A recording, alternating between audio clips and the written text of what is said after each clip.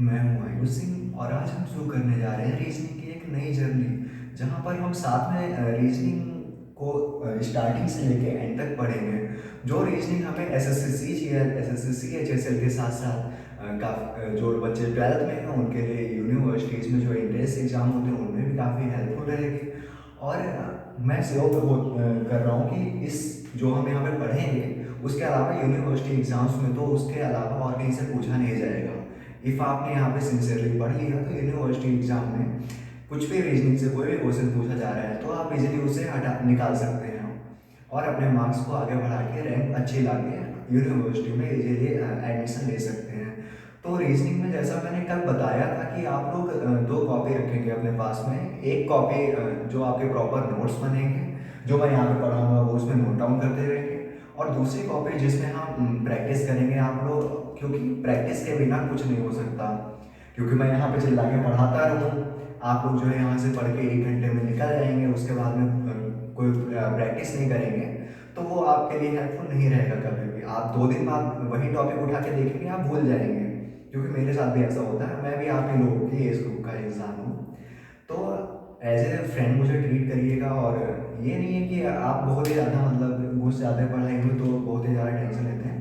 Tension लेके नहीं पढ़ाई होती है, बिल्कुल मज़े में हम लोग पूरा क्रैक कर सकते हैं इजीली। ठीक है, तो हम सब मज़े में पढ़ेंगे। तो नोट्स आप सिंसियरली बनाइएगा, क्योंकि नोट्स जो है किसी भी एग्ज़ाम से पहले आपको सबसे ज़्यादा हेल्प करते हैं, खासकर जो नोट्स आपने खुद लिखे हैं।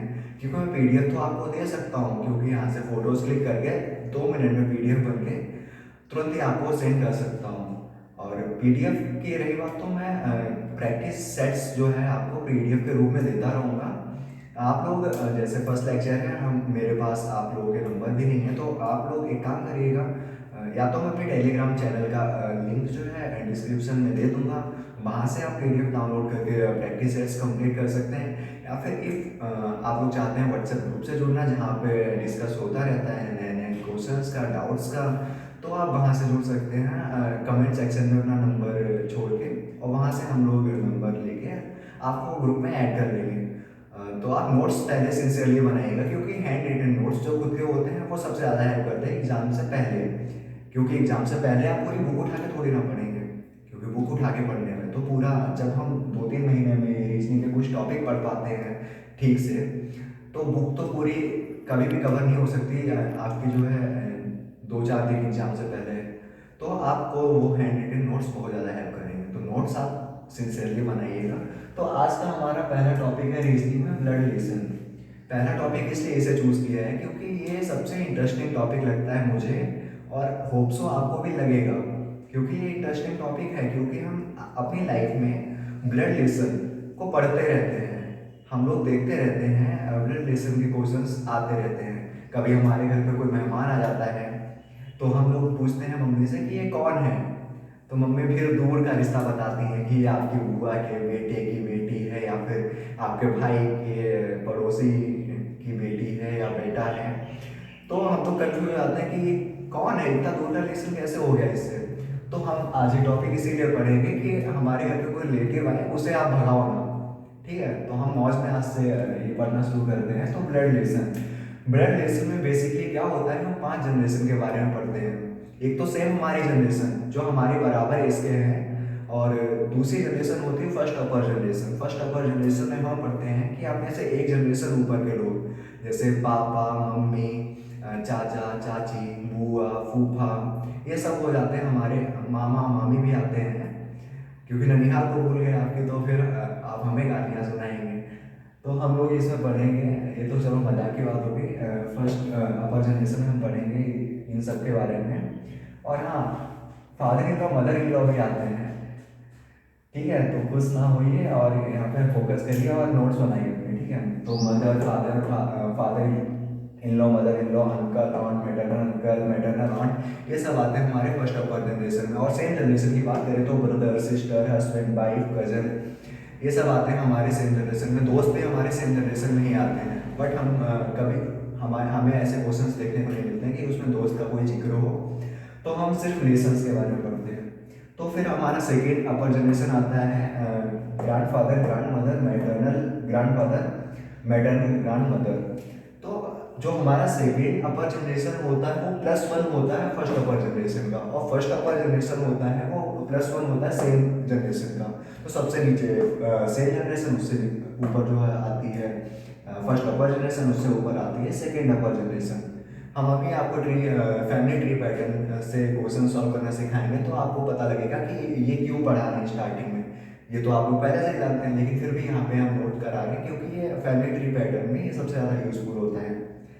फिर आता है हमारा first lower generation. First lower generation में क्या पढ़ते हैं हम, सन, डॉटर, नेफे और niece, मतलब बेटा, बेटी, भतीजा, भतीजी, भांजा, भांजी। ठीक है, तो ये हो जाता है हमारा first lower generation.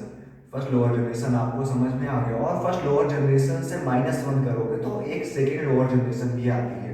Second lower generation में हम देखते हैं कौन आता है, ग्रैंडसन आता है, ग्रैंड डॉटर आता है। ग्रैंडसन मतलब पोता और ग्रैंड डॉटर मतलब पोती। इन सब के बारे में हम पढ़ेंगे।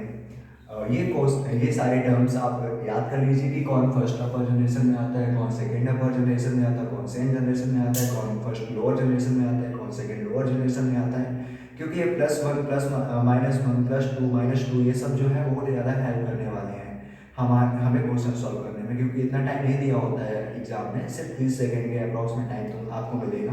और हाँ, अगर आपने सिंसियरली पढ़ लिया तो 10 सेकंड में ही आपका क्वेश्चन सॉल्व हो जाएगा। ठीक है, तो ये हो गया आपका, ये नोट कर लीजिए आप लोग। इसके बाद में अब हम बात करेंगे कि क्वेश्चंस को कैसे सॉल्व करना है, क्या मेथड्स हैं क्वेश्चंस के। तो क्वेश्चंस के मेथड्स को अगर देखा जाए तो बेसिकली हम 2 मेथड्स से क्वेश्चंस को सॉल्व करते हैं। मोस्ट प्रॉब्लम हमारे पास में एक मेथड जो होता है ना, वो सबका बाप है, मतलब जो हमारा मेथड है family tree pattern. Family tree pattern जो हम फैमिली ट्री बनाते हैं तो उसमें सारे की सारी चीज़ें दिख जाती हैं कि किसका कौन सा रिलेशन कहाँ पे कौन आ रहा है, उसके हिसाब से सॉल्व कर सकते हैं क्वेश्चन को। सबसे पहले हम बात करते हैं फैमिली ट्री पैटर्न की। फैमिली ट्री पैटर्न, हैंडराइटिंग थोड़ी ठीक नहीं है लेकिन काम चला लीजिए आप लोग। तो हम पहले बात करते हैं, एक फैमिली ट्री हम बनाते हैं। कोई भी हमको चीज़ दी होती है, कोई भी हमको क्वेश्चन दिया होता है, रिलेशन दिया होता है, उसका हम एक फैमिली ट्री बनाते हैं। ट्री क्या होता है, बेसिकली ट्री हम देखते हैं कि एक रूट होती है। ठीक है, रूट को हम अपने पूर्वज बोल सकते हैं। एक रूट होती है जमीन के नीचे जो रहती है, उसके बाद में एक यहाँ पे तना होता है ट्री का। ट्री में तने के बाद में, उसके बाद में काफ़ी ज़्यादा टहनियाँ निकली होती हैं। ठीक है, उसमें पत्ते होते हैं, पत्ते होते हैं, इन्हीं को फिल करना रहता है और ये हो जाता है हमारा फैमिली ट्री। यहाँ पे पत्ते, तना और जड़ों की जगह पे हम सिर्फ एक इंसान को रख देते हैं, एक रिलेशन को रखते हैं। उस रिलेशन के बारे में हम तुरंत ही जो है निकाल सकते हैं आंसर, जो क्वेश्चन दिया होता है उसी के अकॉर्डिंग फैमिली ट्री बनाते हैं। तो फैमिली ट्री हम कैसे बनाते हैं, आइए ये सीखते हैं। तो फैमिली ट्री बनाने के लिए हमको क्या करना होता है, जस्ट हमारे पास जैसे दे रखा है, A is father of B. A is father of B मतलब ए बी का पिता है, मतलब ए पिता है बी का, तो बी बेटा हुआ ना, बी बेटा हुआ ए का या बेटी हुआ। एक चीज हम यहाँ पे नोट कर लेना, नोट कि यहाँ पे हमें बी का जेंडर नहीं पता है, बेटा है या बेटी ये नहीं पता है, तो हम ये एज्यूम कर लेंगे कि ये बेटा है या बेटी है। फैमिली ट्री पैटर्न में हम कभी भी जेंडर को डिफाइन नहीं करते हैं, तो इसमें क्या रहता है, we can't decide gender in tree pattern. ठीक है, तो हम कभी भी जेंडर को उसमें डिसाइड नहीं करते हैं खुद से। अगर हमने खुद से डिसाइड कर लिया तो क्वेश्चन 100% गलत होगा, 99% भी नहीं, 100% गलत करके आएंगे आप, और वहीं पे आपकी माइनस मार्किंग हो जाएगी। तो माइनस मार्किंग से बचने के लिए ये पॉइंट जरूर नोट कर लीजिएगा। पॉइंट नोट करने के बाद में हम क्या सीख रहे थे, फैमिली ट्री बनाना। फैमिली ट्री कैसे बनता है, तो A is father of B, A B का पिता है, तो बी हो गया ये हमारा। ठीक है। बी तो नीचे ही रहता है से जब लोअर जनरेशन में आएगा, क्योंकि पिता उसका एक अपर जनरेशन में आएगा। अपर जनरेशन है तो ए को ऊपर लाइन कर देंगे और उसके बाद ए फादर है तो प्लस से डिनोट करेंगे। एक चीज़ और याद रखिएगा, इफ़ हमारे पास क्वेश्चन में दे रखा है कि मेल को हम ब्लड रिलेशन में मेल को प्लस से डिनोट करते हैं और फीमेल को करते हैं माइनस से डिनोट, ठीक है। तो ये जो है आप हमेशा याद रखिएगा, प्लस और माइनस क्यों। और ये आप अपने हिसाब से भी बना सकते हैं, मेल को स्टार भी कर सकते हैं, फीमेल को कुछ भी कर सकते हैं। तो ये अपने आप अपने जो है हिसाब से बना सकते हैं, ठीक है। तो ये हो गया एज फादर ऑफ बी। और हम कुछ एग्जांपल्स देख लेते हैं ताकि आप लोगों को अच्छे से समझ में आ जाए। तो हम यहाँ पे एक एग्जांपल और लेके चलते हैं। A is grandfather of B. A is grandfather of B. अब जब बात आ गई ग्रांड फादर की, ग्रांड फादर +2 हो गया ना, हमने पहले वाली स्लाइड में पढ़ा था कि +2 हो गया वहाँ पे। +2 -2 -1 +1 आपको समझ में आ रहा है ना कि कहाँ पे यूज होना है। यहाँ पे यूज होता है। A is grandfather of A, B का दादा है। दादा है मतलब बी ए जो है ऊपर हो गया, इससे एक जनरेशन नीचे और उससे भी एक जनरेशन नीचे। उससे एक जनरेशन नीचे क्या आएगा, बी आएगा। और ये हमको पता नहीं ये कौन है, और ये तो प्लस होगा ही क्योंकि ये का बेटा या फिर बेटी ही उसका ए का पोता या पोती होगा। और ए ग्रैंडफादर है तो प्लस रहेगा यहाँ पे। ये बन गया एक अलग फैमिली ट्री और एक ये फैमिली ट्री। होप सो आपको सब समझ में आ गया होगा, ठीक है। इसके बाद में हम आगे बढ़ते हैं कि अभी एक कॉन्सेप्ट और आपको सिखाते हैं, हु WHO और एंड का। हु और एंड का जो है काफ़ी कंफ्यूजिंग है, तो आप सही से देखिएगा क्योंकि इसमें काफ़ी बच्चे कंफ्यूज हो जाते हैं और क्वेश्चन को गलत करके चले जाते हैं और नेगेटिव मार्किंग लेके आ जाते हैं। उनको मार्क्स प्लस नहीं होते तो नेगेटिव मार्किंग होती है। तो हम हु एंड का कॉन्सेप्ट पढ़ेंगे। तो हो गया अपना। अब हु और एंड, हु एंड का क्या है, WHO हु एंड का कॉन्सेप्ट जो है हमारे पास जैसे क्वेश्चन दे रखा है, A is father of B. A is father of B. Who is brother of C. A is father of B. A B का पिता है, जो भाई है सी का। ए बी का पिता है जो भाई है सी का। बी और सी, यहाँ बी और सी का रिलेशन क्या है, ब्रदर का। बी और सी का ब्रदर का रिलेशन क्यों है, क्योंकि यहाँ पे दे रखा है B who is brother of C. B क्या है, भाई है सी का, और ए फादर है बी का। तो हम इसका ट्री कैसे बनाएंगे, हमें ये तो सेम जनरेशन के दिखाई देंगे ना, ये सेम जनरेशन के हैं और ये +1 में आता है, +1 और ये सेम जनरेशन में हम इस सिंबल से करते हैं, ठीक है। तो हम देखते हैं ए हो गया, ऊपर जनरेशन का हो गया, और प्लस है क्योंकि ये फादर है, मदर नहीं है। मदर होता तो यहाँ पे माइनस होता, ठीक है। तो इसके बाद में ए जो प्लस हो गया तो इसके नीचे जनरेशन में कौन आ गया, बी। बी का हम जेंडर नहीं डिसाइड कर सकते हैं, बी का जेंडर नहीं डिसाइड कर सकते हैं अभी तक। इफ क्वेश्चन में इतना होता तो हम बी का जेंडर डिसाइड नहीं कर सकते थे, बट क्वेश्चन आगे भी है, who is brother of C. Who is brother of C, brother में क्या आ गया, बी का जेंडर हमारे पास डिसाइड हो गया, प्लस हो गया क्योंकि वो ब्रदर है, ब्रदर में प्लस लगा दिया। अब सी का आप लोग बताइए कि जेंडर डिसाइड कर सकते हैं या नहीं कर सकते हैं। क्वेश्चन देखिए A is father of B, who is brother of C, तो हम इसका जेंडर डिसाइड नहीं कर सकते हैं, और इफ हमने यहाँ पे जेंडर डिसाइड कर दिया तो क्वेश्चन हमारा टोटली गलत हो जाएगा। तो हम यहाँ पे जेंडर डिसाइड नहीं करेंगे और क्वेश्चन गलत होने से बचाएंगे और सही करके आएंगे, ठीक है, तो ये कॉन्सेप्ट आपका क्लियर हो गया। हु का कॉन्सेप्ट आपको क्लियर हो गया? कमेंट में बताइए हु का कॉन्सेप्ट किसको किसको क्लियर हो गया, किसको किसको प्रॉपरली लेक्चर समझ में आ रहा है।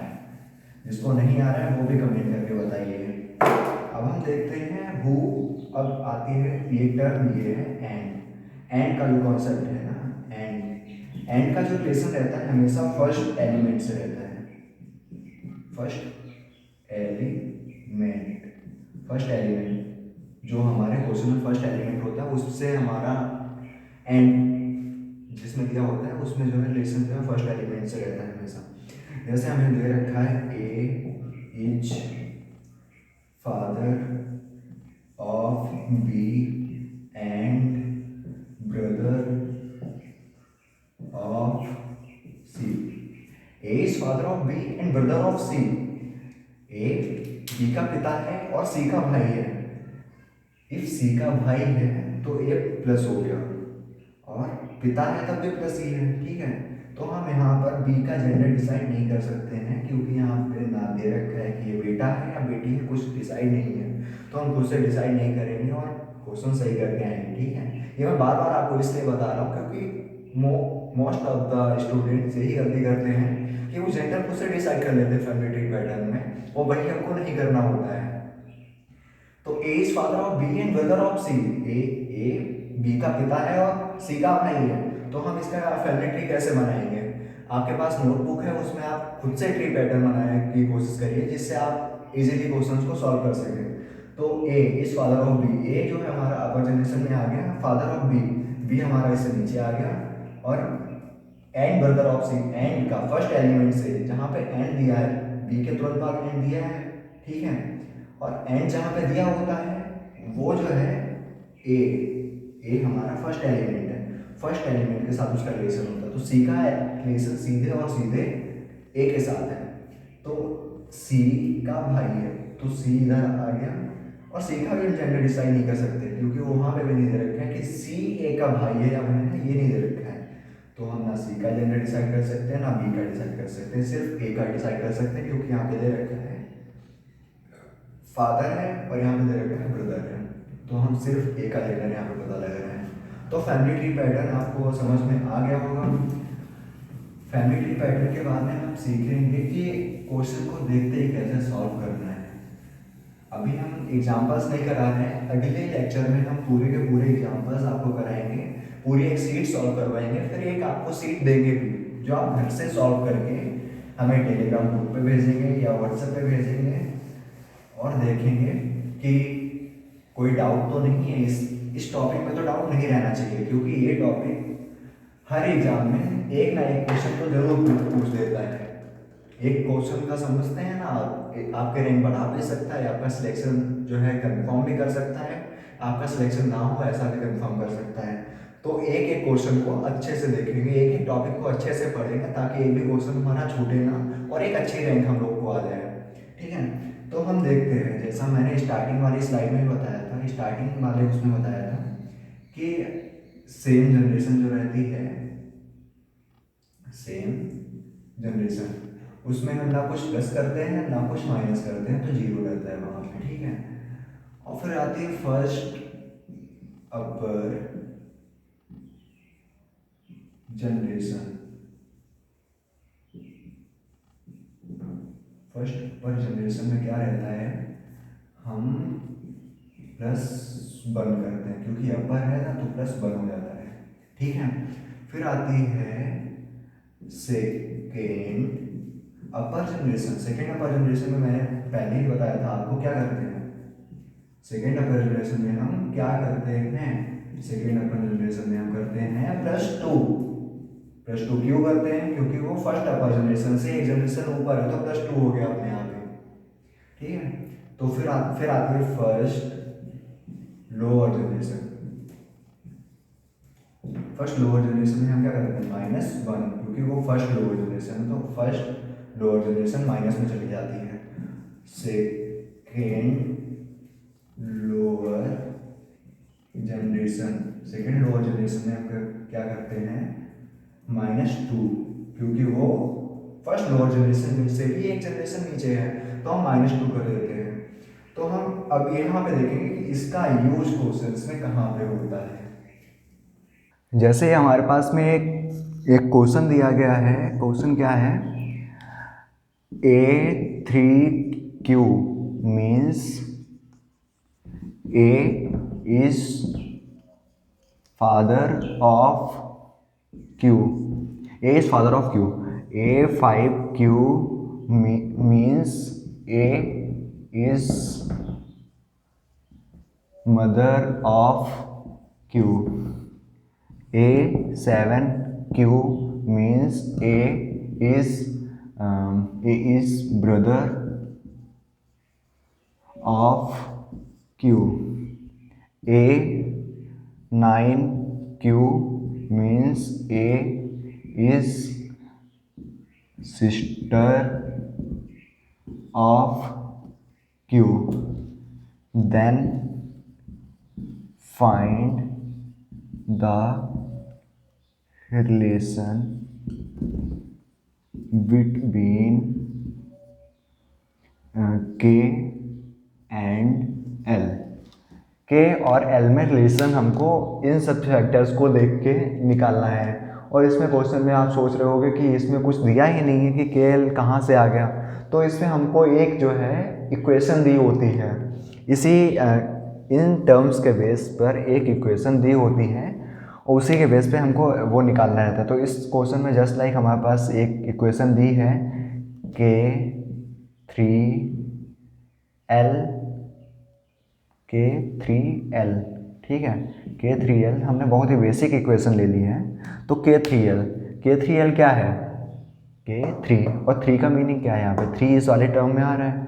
A is father of Q, तो K यहाँ पे अगर पुट कर देते हैं और Q की जगह पे L पुट कर देते हैं तो यहाँ पे हो जाता है K3L। और K3L means K is father of L।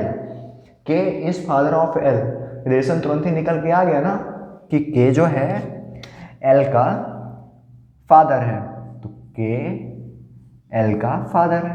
ये रिलेशन निकल के आ गया और क्ले जो है प्लस में रहेगा और यल का हम डिसाइड नहीं कर सकते हैं। तो अगले हम लेक्चर में सारे के सारे क्वेश्चंस को हम सॉल्व करेंगे। हम यहाँ पे प्रैक्टिस सीट एक सॉल्व करवाएंगे, साथ ही एक प्रैक्टिस सीट आपको घर से करने के लिए देंगे।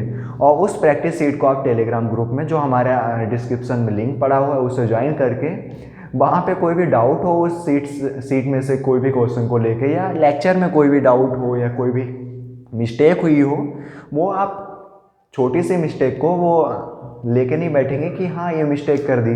मैं भी इंसान ही हूँ, इंसान से गलतियाँ होती हैं। तो आप इतने बड़े तो हैं, 12th पास आउट हैं या 12th में जो लोग पढ़ रहे हैं वो लोग उस गलती को खुद से देख लें और खुद से वो कर लें। और साथ ही साथ जो प्रैक्टिस सीट्स देंगे वो सिंसियरली आप जो है सॉल्व करेंगे। ये नहीं कि हमने प्रैक्टिस सीट दे दी PDF आपको और आपने घर पे ऐसे ही छोड़ दिया, फ़ोन में प्रैक्टिस सीट पड़ी हुई है और आप फ़ोन में अपना अलग ही रिलेशन चला रहे हैं। हम यहाँ ब्लड रिलेशन पढ़ा रहे हैं, आप अलग रिलेशन चला रहे हैं। रिलेशन चलाने से कुछ नहीं होता है, आगे ये सब काम नहीं आएगा। ब्लड रिलेशन काम आएगा, वो रिलेशन काम नहीं आएगा। नौकरी पाओ, अच्छा रिलेशन बनाओ फिर आगे चल के। तो रिलेशन के चक्कर में नहीं पड़ेंगे, ब्लड रिलेशन मेरे साथ बनेंगे, ठीक है। तो अभी से हम लेक्चर को यहीं ख़त्म करते हैं। Thank you.